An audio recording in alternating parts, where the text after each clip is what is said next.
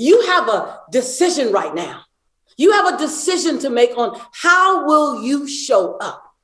How will you show up? Will you take that leap? And you got full choice. That's the power of choice, that it's all yours. Will you take that leap and jump in to a new direction, a new possibility, a new opportunity that, by the way, comes with a new discomfort, comes with new challenges, comes with all of that. It all comes.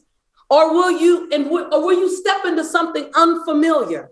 Most people are more committed, write this down, to a familiar discomfort than they are to a new unfamiliar possibility. I'll say it again. Most people are more committed to a familiar discomfort. This life doesn't even work for me anymore, but it's what I know. Come on, you guys, raise your hand if you know you've been there. And so pivot is about saying, I am going to embrace change. And get this, someone said, well, what if you fall? Well, let me just tell you this. You're not living life, and write this down. Somebody came for this. You are not living life trying to avoid falling. Most people talk about my success as if I was successful the first time. See, the difference is I failed more than most because I've leaped more than most. And at some point, I took flight. At some point, if you do it over and over and over again, something's going to happen, because every time you take that leap, you take the leap with the information you learned from the last time you failed. Hello, someone type in chat. I got it. You can fail, just fail forward. Every single time, my best lessons came out of something that I had to say, ouch, that hurt me financially. And oh, by the way, my mistakes now are 6 and 7 figure mistakes. And they often require several attorneys, just for the record.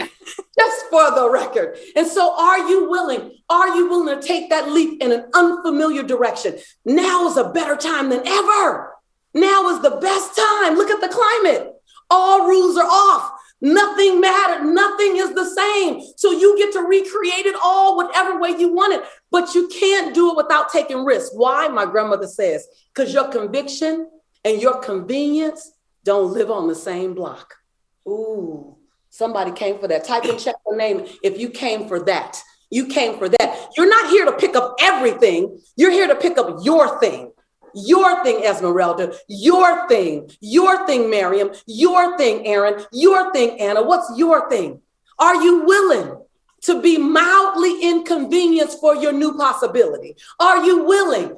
Answer me in chat. Y'all talk to me. Are you willing to be moderately inconvenienced for your new possibility? Are you willing to be majorly inconvenienced? Because if you want to be convenienced and have extraordinary and pivot, oh, that ain't happening. But if you're willing to be sold out, someone type in chat, sold out on the woman you're becoming, sold out on the man you're becoming. I knew that being born and raised in South Central LA was my opportunity. That was my foundation, but that wasn't my destination. I knew being on government assistance was my temporary circumstances. It wasn't my long-term destination. I knew that. I knew that being emotionally uncomfortable with myself, that was a part of the journey. It wasn't the end of my journey. I knew that being broken, that was my address, but it wasn't where I was going to end up. What about you? I stopped by to touch your soul. I stopped by to stir your soul. I stopped by to make it uncomfortable for you to play small on yourself. I stopped by to acknowledge and to give juice and to give some exhilaration to your pivot. Your pivot is necessary, because what you don't want to do is get to the end of your life. I just had the pleasure of giving my grandmother her transition party. I had the pleasure of honoring my grandmother's entire life a few months ago. And what you don't want to do is get to the end of your life and not be able to say what my grandmother said. She said, baby girl, don't cry for me. I did it all. I did everything that I wanted to do, baby girl. I couldn't even mourn the way everyone else was mourning, because I knew what everyone else didn't know. I had the conversation with them. So what you want to do is you want to get to the end of your life and you want to look back that time of your life when you're sitting down and you're reflecting on how you played, and you want to say, I played big. Oh, I got bruises everywhere for how big I played. Oh yeah, I ran and I leaped. I fell a little bit, but guess what? I trusted my get up. I trusted my get up. And every time I ran and I leaped and I fell, I got up again. But let me tell you the story about running and leaping and how good it felt. Let me tell you the story about when I took flight. Let me tell you the story about the lesson I learned. And then you sit in your rocking chair, looking back at your life and saying, man, I got no regrets. Because your job right now is to protect the future memories of yourself. Ooh. Your job right now is to protect the future memories of yourself. When I had an opportunity in 2021 and in 2022 to jump and pivot, did I jump and pivot or did I sit on the sidelines and hope that somebody played my game well for me?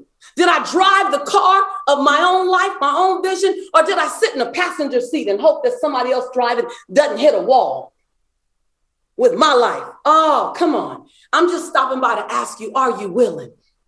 Are you willing? I had to pivot. And when I pivoted, I had to pivot over my fear. I had to pivot over my fear of judgment. I had to pivot over my fear of failure. I'm not without any of those same things. My fear of being seen. Here I wanted to inspire the world, but yet I was still nervous of being seen because I thought if the light shined too brightly on me, you might see my imperfections. Hello. Anybody there? Raise your hand.